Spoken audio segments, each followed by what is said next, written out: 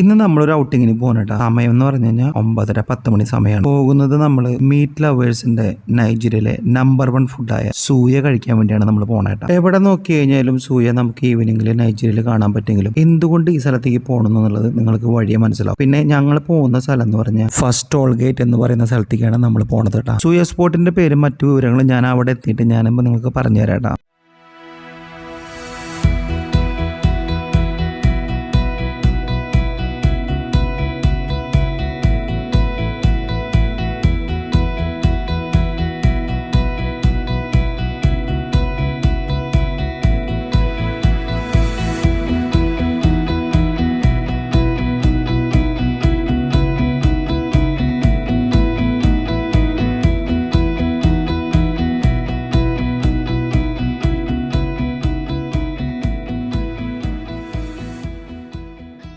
അപ്പം ഞങ്ങൾ അവിടെ എത്തിയിരിക്കുകയാണ്. അപ്പോൾ സ്ഥലത്തിൻ്റെ പേര് ബുക്ക ഹട്ട്. അപ്പോൾ ഇത് 3ാമത്തെ പ്രാവശ്യമാണ് ഞാൻ അങ്ങോട്ട് പോകുന്നത്. എൻ്റെ ഒരു ഫ്രണ്ട് പറഞ്ഞതിന് ശേഷമാണ് ഞാൻ ഈ ഒരു സ്ഥലം ചൂസ് ചെയ്തത്. അത്ര ക്ലീൻ ആൻഡ് നീറ്റ് ആയിരിക്കും. നമുക്ക് ഫാമിലി ആയിട്ട് പോയിട്ട് കഴിക്കാനുള്ള എല്ലാ വിധത്തിലുള്ള സജ്ജീകരണങ്ങളും അവിടെ ഉണ്ട് കേട്ടോ. ഫാമിലിയും പിന്നെ അതുപോലെ ഫാമിലി ഫ്രണ്ട്സൊക്കെ ആയിട്ട് ഒരു നൈറ്റ് ഡ്രൈവ് ഒക്കെ സെറ്റ് ചെയ്തിട്ട് പോകുകയാണെന്നുണ്ടെങ്കിൽ ഒരു അടിപൊളി സ്ഥലം തന്നെയാണ് ഈ പറഞ്ഞ ബുക്ക ഹട്ട്. സൂയെ കുറിച്ച് പറയുകയാണെന്നുണ്ടെങ്കിൽ ഇതൊരു പോപ്പുലർ ആയിട്ടുള്ള വെസ്റ്റ് ആഫ്രിക്കയിലെ ഏറ്റവും നല്ല സ്ട്രീറ്റ് ഫുഡാണ് ഈ പറഞ്ഞ ഗ്രിൽഡ് മീറ്റ് അഥവാ സൂയ. ഇതിലവർ സൂയയ്ക്ക് വേണ്ടി യൂസ് ചെയ്യുന്ന മീറ്റ് എന്ന് പറഞ്ഞാൽ അത്രയും തിന്നായിട്ടാണ് അവരത് കട്ട് ചെയ്യണത്. പ്രത്യേകിച്ച് ബീഫിന്റെ മീറ്റ്, പിന്നെ അതുപോലെ തന്നെ റാമ, അതായത് നമ്മുടെ ആടിന്റെ മീറ്റും അവരതുപോലെ തന്നെ സർവ് ചെയ്യുന്നുണ്ട്. പക്ഷെ ബാക്കിയുള്ള മീറ്റുകളൊക്കെ നമുക്ക് സാധാരണ കിട്ടുന്ന പോലത്തെ മീറ്റ് തന്നെയാണ് കിട്ടുന്നത്. പക്ഷെ അതിലെന്ന് പറഞ്ഞാൽ ഈ സൂയയുടെ പൗഡർ അതിൽ യൂസ് ചെയ്യുന്നുണ്ട്. സൂയയുടെ പൗഡർ എന്ന് പറഞ്ഞു കഴിഞ്ഞാൽ ഇവരുടെ തന്നെ സ്പൈസസ് ആണ് സൂയയുടെ പൗഡർ. അതിൽ എന്തൊക്കെയാണ് ഉള്ളത് എന്നുള്ളത് നമുക്ക് നെറ്റിൽ സെർച്ച് ചെയ്ത് കഴിഞ്ഞാൽ അറിയാൻ പറ്റും. പിന്നെ അതുപോലെ തന്നെ ഒരു പ്രാവശ്യം സൂയ കഴിച്ചു കഴിഞ്ഞാൽ മീറ്റ് ലവേഴ്സിനെ ഒരിക്കലും മറക്കാൻ പറ്റാത്തൊരു അനുഭവം തന്നെയായിരിക്കും എന്നുള്ളത് എനിക്ക് 100% ഉറപ്പാണ്. കഴിവതും സ്ട്രീറ്റ് ഫുഡ് എന്ന് പറയുമ്പോൾ നല്ല ഹൈജീനിക് ആയിട്ടുള്ള സ്ഥലം നോക്കി തന്നെ തിരഞ്ഞെടുക്കുക. ലോക്കൽ സ്ഥലങ്ങളിൽ നിന്നൊക്കെ ഈ മീറ്റ് കഴിച്ചിട്ട്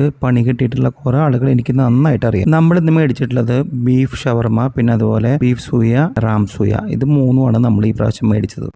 ഈ പുള്ളിക്കാരനാണ് ഇവിടുത്തെ മെയിനായിട്ടും ഷെഫ് എന്ന് പറയുന്നത്. സോ ആൾ തന്നെ പറഞ്ഞു ഇന്ത്യൻസിനെ കുറച്ച് കുക്ക് ചെയ്തിട്ടാണ് താല്പര്യം, അതുകൊണ്ട് ഞാൻ അതുപോലെ തന്നെ സെറ്റ് ചെയ്ത് തരാമെന്ന് പറഞ്ഞു. ഓർഡർ ചെയ്തതിന് ശേഷം കട്ട വെയിറ്റിംഗിലാണ് എൻ്റെ പിള്ളേരും പിന്നെ അതുപോലെ ഭാര്യയും.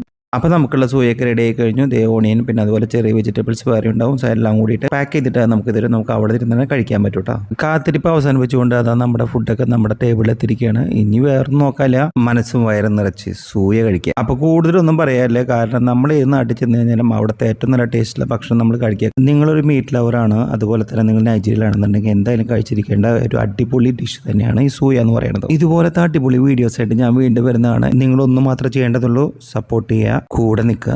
Bye from Indonesia family.